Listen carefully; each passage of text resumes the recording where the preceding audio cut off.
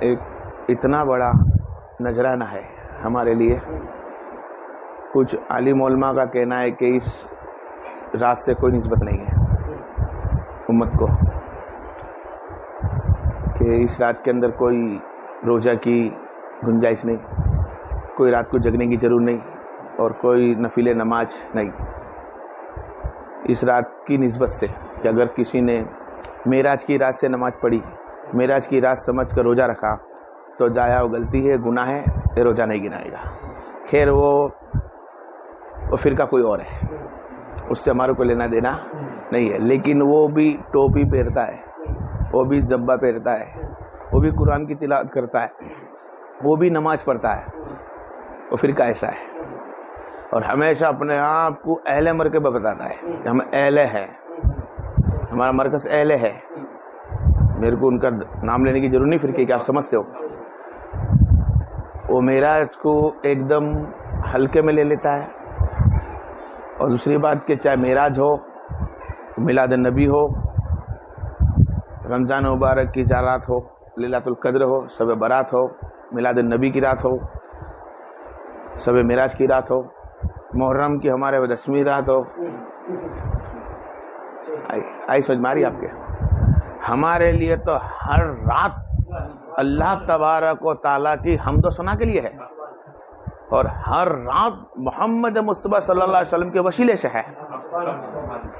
ہمارے لیے ہر رات نبی کریم صلی اللہ علیہ وسلم کے وسیلے سے ہے، اور ہر رات عبادت کی ہے.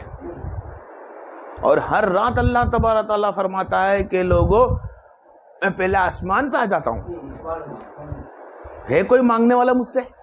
یہی بات اللہ جگنے کی رات میں بولتا ہے، لیلۃ القدر میں بولتا ہے، شب برات میں بولتا ہے، شب معراج میں بولتا ہے، شب کائنات میں آنے والی ہر رات کو بولتا ہے. اب وہ ہماری مرضی ہو کہ ہم اہل مرکز سنی جماعت والے ہیں، ہم اہل مرکز سنی جماعت والے ہیں، ہم چاہنے والے پنجتن کے ہیں، ہم چاہنے والے گوشے خواجہ کے ہیں، ہم چاہنے والے احمد رضا کے ہیں. ہم تو بریلی والے احمد رضا رحمۃ اللہ علیہ کو بھی مانتے ہیں، گوش اعظم کو بھی مانتے ہیں. ہمارا ایمان اس پہ ہے جو ایمان میں ہے. ہمارا ایمان اس بندے پر ہے، اس ذات پر ہے جو ایمان والے ہیں.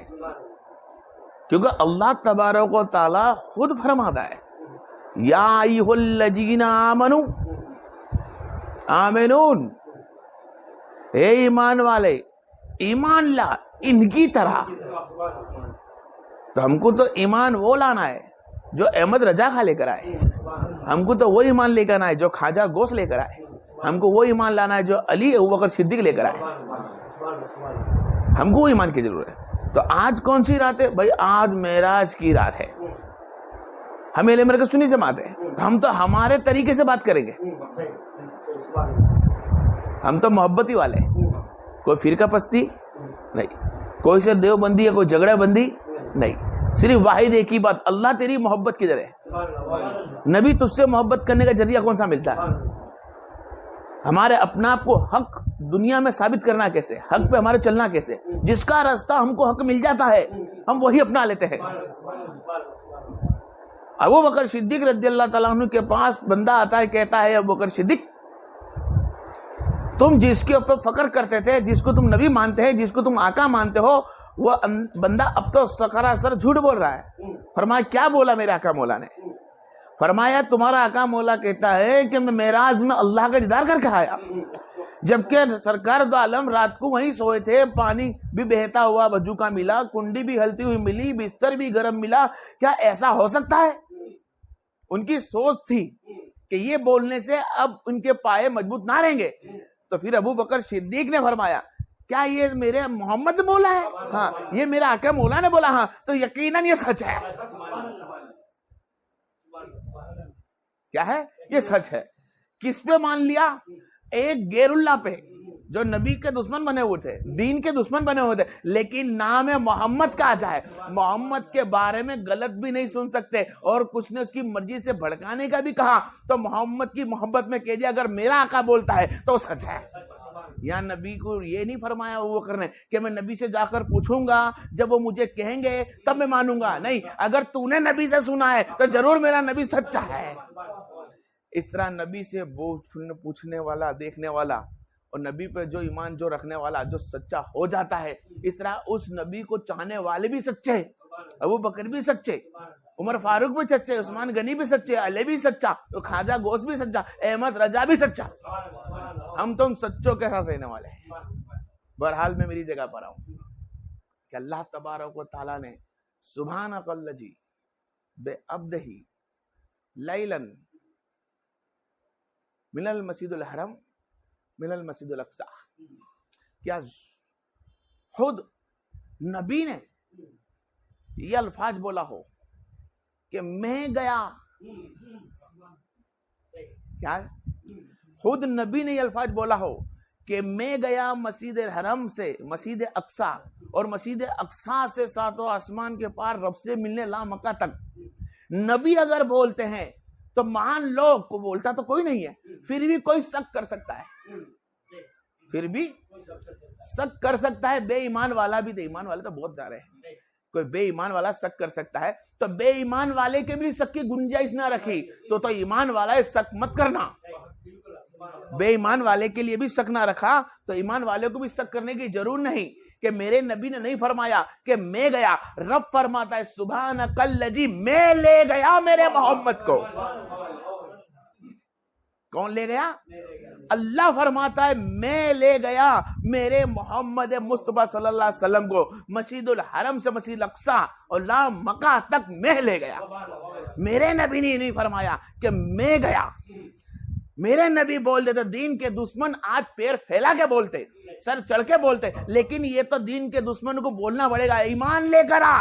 جو نبی نے اور قرآن نے اللہ نے بتایا ہے کہ کہیں پہ لکھا ہی نہیں قرآن کے اندر کہ نبی نے فرمایا ہو میں گیا ہوں، فرمایا اللہ نے کہ میں گیا. سبحانک الذی، سبحانک الذی کب بولا تھا؟ سبحان اللہ کب بولا جاتا ہے؟ سبحان اللہ اس وقت بولا جاتا ہے جب انسان ایسی چیز کو دیکھتا ہے اور ایسے کام کو دیکھتا ہے جو کبھی کسی سے ہوا نہیں ہوتا، کسی سے کبھی ہوتا نہیں ہے، اور بہت مشکل سے کسی سے ہو جاتا ہے، کبھی اس نے دیکھا نہیں ہے، ایک دم سے دیکھ لیتا ہے تو بولتا ہے سبحان اللہ. سبحان اللہ کا مطلب ہی ہوتا ہے اچانک ہو جانا اور ایک دم سے سامنے آ جانا، کبھی ہونا نہیں ہے اور ہو جاتا ہے، اس کو تو سبحان اللہ بہت اچھا ہے. اس طرح اللہ فرماتا ہے سبحانک الذی، کیا بولتا اللہ؟ سبحانک الذی، لے گئی وہ پاک ذات. سبحانک الذی، لے گئی وہ پاک ذات. تو پاک ذات میں کون ہے؟ جبریل، براق، محمد مصطفیٰ.